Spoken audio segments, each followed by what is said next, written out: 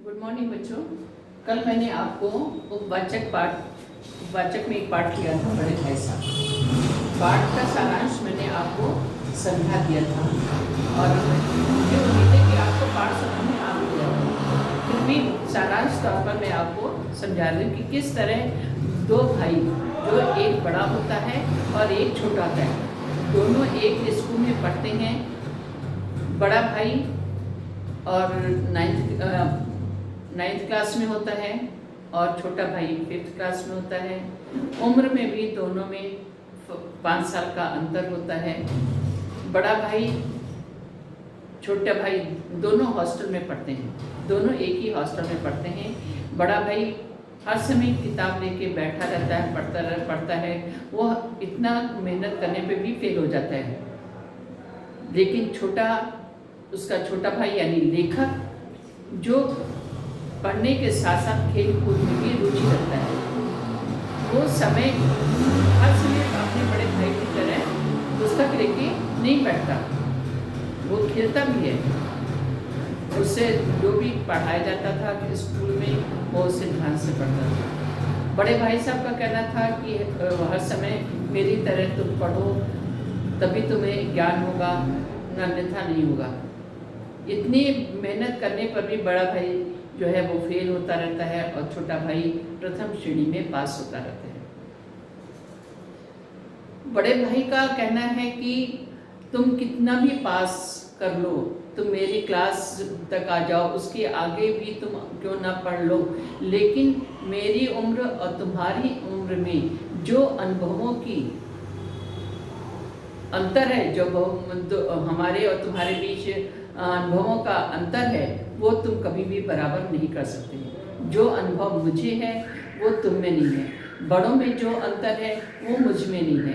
अनुभव का अंतर जो है वो हमेशा बड़ा रहेगा। बड़ा भाई छोटे भाई को कोशिश यही करता है कि वो गलत रास्ते पर ना जाए, बड़ों का आदर करे और अच्छे काम करे, पढ़े और उन्नति करे। तो मैंने कल आपको सारांश बता दिया है। आज मैं प्रश्नों के उत्तर, आपकी पुस्तक में 5 प्रश्न दिए हुए हैं। उन प्रश्नों के उत्तर आपने 8 से 10 पंक्तियों में लिखना है। ये प्रथम प्रश्न है, 2 भाइयों में आपको किसकी भूमिका अच्छी लगी, क्यों? इस प्रश्न का उत्तर आपने 8 से 10 पंक्तियों के बीच लिखना है। उसके बाद दूसरा प्रश्न उतारेंगे, उस प्रश्न का उत्तर भी 8 से 10 पंक्तियों में लिखना है। इस तरह 1 से लेकर 5 तक जितने भी क्वेश्चन, जो भी क्वेश्चन है, उन सब के उत्तर आपने 8 से 10 पंक्तियों के बीच लिखना है। तो मैं आपको बता रही हूँ, 2 भाइयों में आपको किसकी भूमिका अच्छी लगी और क्यों? 2 भाइयों में मुझे बड़े भाई की भूमिका अच्छी लगी, क्योंकि बड़ा भाई जो है छोटे भाई की खुशियों के लिए ही अपनी खुशियाँ त्यागता है। वे छोटे भाई की भलाई के लिए उसे डांटते हैं। उनके कारण छोटा भाई कक्षा में अव्वल का अर्थ होता है प्रथम, आता है। वे छोटे भाई से कहते हैं कि मेरी कक्षा के निकट होने पर भी तुम उम्र और अनुभव में मुझसे छोटे ही रहोगे और हमेशा रहोगे, क्योंकि दोनों में 5 साल का अंतर होता है। तुम में अनुभव की कमी है। मैं तुम्हारी भलाई के लिए तुम्हें डांटता हूँ। हमें बड़ों का आदर करना चाहिए। वे कहते हैं कि उनका मन भी खेलने के लिए कहता है, उसका मन भी खेलने को चाहता है, लेकिन वह नहीं खेलता। वो सोचता है अगर मैं खेलूँगा तो मैं अपने छोटे भाई को नहीं डांट सकता, उसको खेलने के लिए मना नहीं कर सकता। जो काम मैं करता हूँ मैं दूसरे को कैसे मना कर सकता हूँ? इसलिए वो खेलने की रुचि को अपने मन में दबा लेते हैं और हर समय पढ़ने की कोशिश करते हैं, ताकि छोटा भाई भी उनकी तरह ये पढ़ाई में रुचि रखे। उनका भी खेलने को करता है, किंतु यदि वे खेलेंगे तो छोटे भाई को कौन समझाएगा? यह सुनकर लेखक को अपने बड़े भाई साहब के लिए अत्यंत आदर भाव उत्पन्न होता है। वह अपने किए के लिए बड़े भाई साहब से माफ़ी मांगते हैं। ये प्रश्न का उत्तर हो गया। इस प्रश्न का उत्तर हो गया कि मुझे बड़े भाई साहब का जो है भूमिका सबसे अच्छी लगी। इस तरह 8 से 10 लाइन तक उत्तर लिखने के बाद आप फिर दूसरे प्रश्न को लिखेंगे और उसका उत्तर लिखेंगे। दूसरा प्रश्न है, बड़े भाई साहब ने जिंदगी के अनुभव और किताबी ज्ञान में से किसे और क्यों महत्वपूर्ण माना है? बड़े भाई साहब ने किताबी ज्ञान की अपेक्षा उन्होंने अपने अनुभव को श्रेष्ठ समझा है, महत्वपूर्ण माना है। एक दिन लेखक पतंग लूटने के लिए बेतहाशा दौड़ रहा होता है। पतंग जो कि बहुत ही सस्ती होती है, लेकिन बच्चों में एक चाह होती है लूटने की, पतंग, कटी हुई पतंग को लूटने की उनमें एक चाह होती है और एक बहुत खुशी। अगर वो कोई बच्चा पतंग लूट लेता है, पा लेता है, तो उसे बहुत ही खुशी होती है। यद्यपि उनके माँ बाप उन्हें पैसे देते हैं पतंग लेने के लिए, लेकिन उनमें वो खुशी नहीं आती जो कटी हुई पतंग को लूटने में आनंद आता है।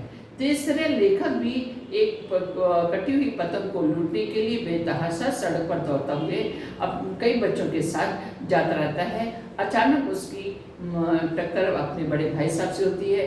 बड़े भाई साहब उन्हें पकड़ लेते हैं और डांटते हैं। बड़े भाई साहब उसे डांटते हुए उसे बताते हैं कि मेरी कक्षा के निकट होने पर भी तुम उम्र और अनुभव में मुझसे छूटे हो, तुम्हें अनुभव की कमी है, मैं तुम्हारी भलाई के लिए तुम्हें डांटता हूँ। बड़े भाई का कहना सत्य है, क्योंकि अनुभव से ही हमें सच्चा ज्ञान प्राप्त होता है।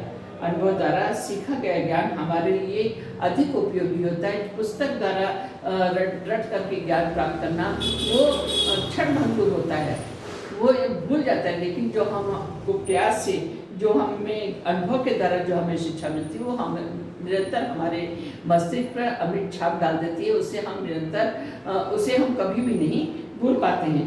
वह अधिक से जो पुस्तकीय ज्ञान होती है वह अधिक समय तक हमें याद नहीं रहती है, बहुत कम याद रहती है। लेकिन जो अनुभव द्वारा शिक्षा ग्रहण करते हैं वो हमारी जन्मांतर तक हमारे पास रहती है, वह अधिक समय तक हमें याद रहता है। रटा हुआ किताबी ज्ञान समय पढ़ने पर वह हमारे काम नहीं आता। वास्तव में ज्ञान का महत्व परिस्थितियों के अनुसार ही होता है। बड़े भाई साहब का कहना था कि जैसे लेखक पतंग के लिए दौड़ता हुआ जा रहा था, रास्ते में उनकी किसी बस से या किसी से टक्कर हो जाती, उन्हें चोट लग जाती, तो उनके अपने छोटे भाई की देख रेख करना वो अपना कर्तव्य समझते थे। इसलिए वे उन्होंने अपने छोटे भाई यानी लेखक को डांटा। इस पाठ, थर्ड क्वेश्चन देखिए, इस पाठ में लेखक ने समुची शिक्षा के किन तौर तरीकों पर व्यंग किया है? आप उनके विचार से कहाँ तक सहमत हैं? मैं लेखक के शिक्षा संबंधी विचार से पूर्णतः सहमत हूँ। बड़े भाई साहब कहानी में प्रेमचंद ने वर्तमान शिक्षा की रटन पद्धति पर व्यंग किया है। आजकल के बच्चे पहले तो पढ़ते नहीं हैं, जब परीक्षा पास में आती तो वो रटने की कोशिश करते हैं और रट करके वो परीक्षा में उत्तर लिख लेते हैं। तो ये पद्धति अच्छी नहीं है। ये कहानी दो भाइयों के आपसी प्रेम पर आधारित है। लेखक के बड़े भाई साहब पढ़ाई में बहुत मेहनत करते हैं, किंतु बहुत मुश्किल से ही पास होते हैं। बड़े भाई साहब पढ़ने में कमजोर हैं। लेखक को खेलना घूमना बहुत पसंद है, वह पढ़ाई भी करता है, किंतु हमेशा पढ़ने के लिए नहीं बैठा रहता। लेखक ने यहाँ दर्शाया कि हमेशा किताब लेकर बैठे रहने वाले भाई साहब फेल हो जाते हैं और खेल कूद के साथ पढ़ाई करने वाला लेखक पास हो जाता है, क्योंकि वह अपने अनुभवों का उपयोग अपनी पढ़ाई में करता है। वह शिक्षा को बोझ नहीं समझता, वह स्वाभाविक ढंग से अध्ययन करता है। यहाँ शिक्षा के लिए अनिवार्य माने जाने वाले कृत्रिम अनुशासन व समय सारणी पर व्यंग किया गया है। फोर्थ क्वेश्चन देखिए, बड़े भाई की डांट फटकार अगर न मिलती तो क्या छोटा भाई कक्षा में अव्वल आता? अपने विचार प्रकट कीजिए।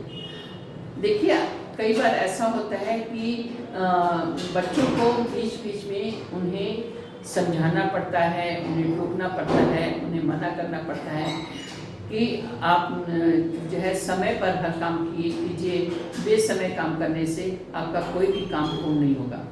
जैसे अगर हम समय सारणी नहीं बनाते हैं तो हम कोई भी काम पूर्ण नहीं कर पाते हैं।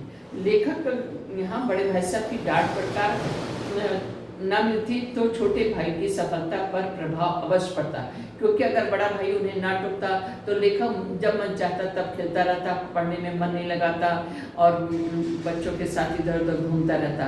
लेकिन बड़े भाई सब की का डर था उनमें कि वो बड़े भाई सब अगर हम देर से जाएंगे या हम हर समय खेलेंगे तो बड़े भाई हमको डांटेंगे। इस चीज़ का भय था लेखक में, इसलिए वो पढ़ते भी थे और उसी के कारण वो कक्षा में प्रथम आते थे।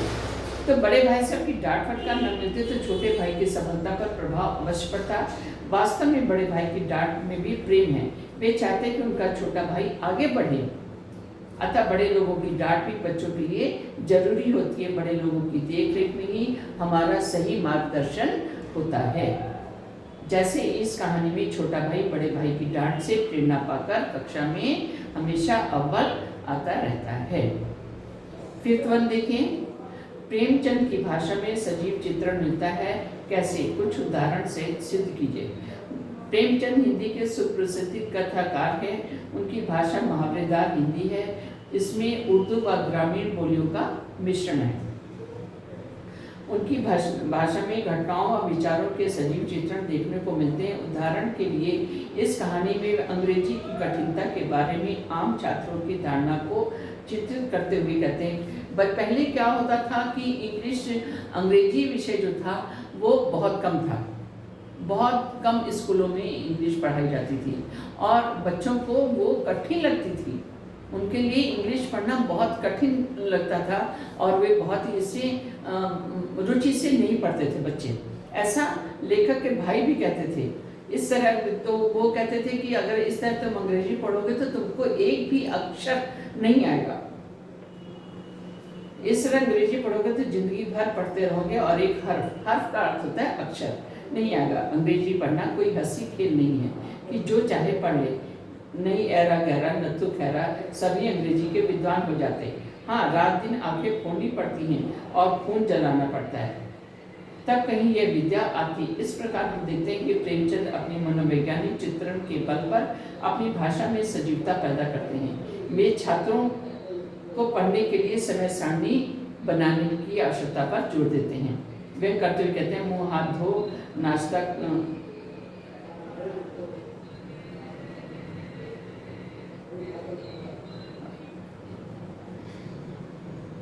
एक मिनट बच्चों, अंग्रेजी पढ़ना कोई हंसी खेल नहीं है कि जो चाहे पढ़ ले, नहीं ऐरा गहरा नत्थु खैरा, सभी अंग्रेजी के विद्वान हो जाते हैं। हाँ, रात दिन आंखें फोड़नी पड़ती हैं और खून जलाना पड़ता है, तब कहीं यह विद्या आती। इस प्रकार हम देखते हैं कि प्रेमचंद अपनी मनोवैज्ञानिक चित्रण के बल पर अपनी भाषा में सजीवता पैदा करते हैं। वे छात्रों को पढ़ने के लिए समय सारणी की आवश्यकता पर व्यंग करते हुए कहते हैं, मुँह हाथ धो, नाश्ता कर, पढ़ने बैठ जाना। 6 से 8 तक अंग्रेजी, 8 से 9 तक हिसाब। हिसाब का अर्थ होता है गणित यानी मैथ। हाँ, हिसाब 9 से 9:30 तक इतिहास, फिर भोजन और स्कूल। 9:30 बजे भोजन करके स्कूल जाना। उसके बाद 6 से 8 बजे 9:30 तक नाश्ता कर, पढ़ने बैठ जाना।